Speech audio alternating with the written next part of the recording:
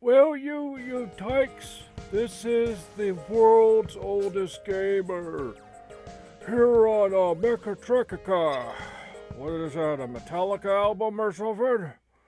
This is Pong. That's right. You trendsetters, this is Pong. That's right. And guess who I'm playing? I'm playing against myself. That's right.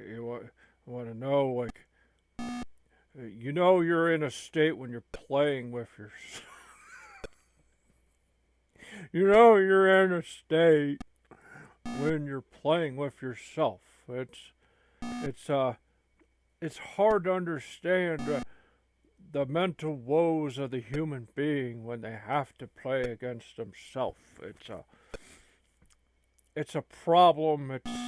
You can go blind. It's a risky factor playing with yourself. You could very well go blind. You could get hairy palms. Pull up your pants. Well, I'll let you know. I come from 1977. You may be shocked. You would think, well, you're 100 years old, 200 years old, or something.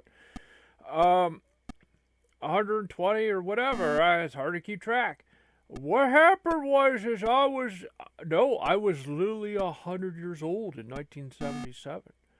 Well, mind your own business. I went into a Kmart. Do you remember Kmart? Of course you don't. It doesn't really matter anymore because Stone Cold said so. But this is what happened. I ended up walking into a Kmart. I bought an Atari and bought a bunch of games and started playing them. I started getting really good at it, and my friends are like, wow, you're really good at this, and you're not playing bingo with us anymore at the retirement hall. And, well, basically what ended up happening was this DeLorean appeared. I don't even know what that is. I don't even know, was a DeLorean even around I think it was in the late 70s. But this guy called Don Matrick, or Doc Matty, as he liked to call himself. That's a weird name. It's like trying to be just super hip or something. I don't know. I don't know what to think of that. So this guy says, look, I'm looking for talent. I'm looking for streamers. And I need to discuss to you what it is I do. And what it is. I come from the future. I come from the year 2025. What? 2023, 2025, something like that. He says time is not really, it doesn't really matter the year. Because I come from the future.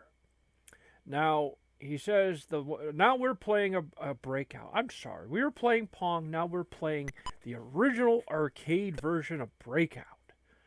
I honestly don't think I've ever played this before. This is really freaking fun. I played this, I have actually owned this on a... Oh, I'm so sorry. Doc Matty not going to like that. I belched. I actually played this. I actually have a copy still to this day on Atari 2600 of this. And here's the thing, the real thing you're going to get a kicker out of. Steve Jobs worked on this. He actually worked on this game. It's good stuff. And so what happened was Doc Matty...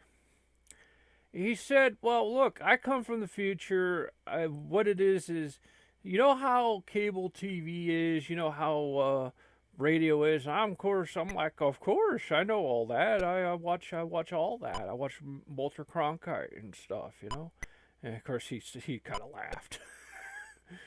I could understand, that guy's not even alive anymore. He'd probably been retired for years even before that, so... And it's like, I'm like, whoa, yeah, I watch Walter Cronkite, I watch, all the Johnny Carson Tonight Show, and I understand about shows. I always kind of favored myself as a little bit of an entertainer locally, and he's like, yeah, I see the talent. And he says, look, there's a lot of genres in my we have, and one of the things people do like is a good retro video game player. Because at the time I was a little blown away by that, because I'm like, well, Doc Matty, this console just came out. That makes me a modern gamer. He's like, well, we're going to make it a retro game player because we're going to time travel you to like 40, 50 years in the future. Well, not, well, what to say time-wise? Yeah, it would be over 40 years. Sorry, we're not mathematicians here. Over 40 years. I mean, I'm like, whoa, that would make me a retro player then, wouldn't it? He's like, yes, it would. Okay. Okay. Okay. So, this Breakout's getting fast. I like this. I always liked this game. It's a little harder on the arcade version, though. But, so yeah. So, I like the little prisoners, you know, on the art, or the cabinet art. That's fun. That's a lot of fun.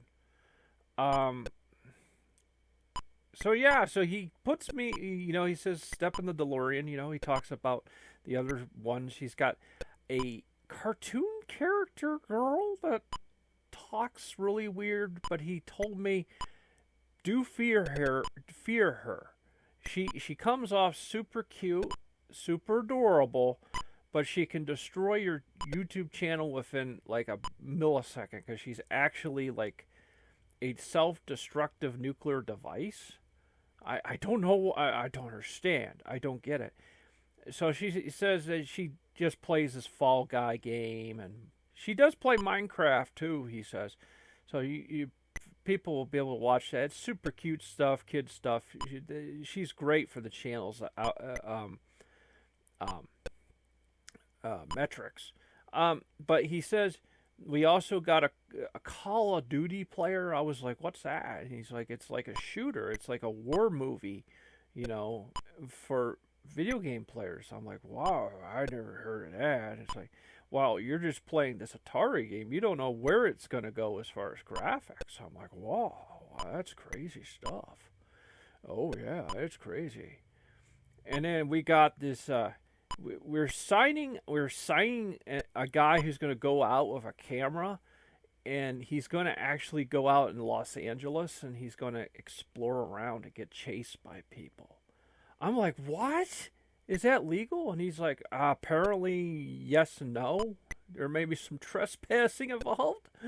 But yeah, we're in the process of signing that guy, and we'll probably do a me collab with him. So that's something. And then we got, and then as for himself, he hosts the Me Collab, which usually allows the other people on the show to meet each other and to meet him and get involved with different games and different activities and real fun stuff. And then finally, to top it off, is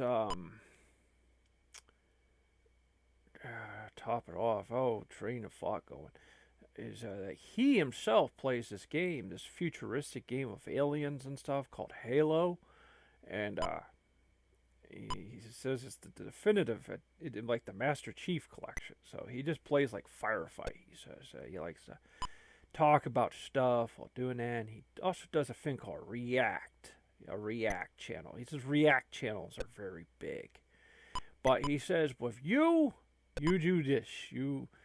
And he says, what kind of retro games you like? I said, I'm an Atari man. I don't know what is this Nintendo thing you mentioned? And he talked about Nintendo. It's like a thing from Japan? What? Oh, I don't know what that is. All I know is Atari. So he says, that's fine. We got a collection of Atari games for you to play. And in your contract, we'll have that's your designated game to play. Because we don't want to stretch you out too far. As far as like playing stuff you're not used to from your era. Well, it's time to go. See you next time.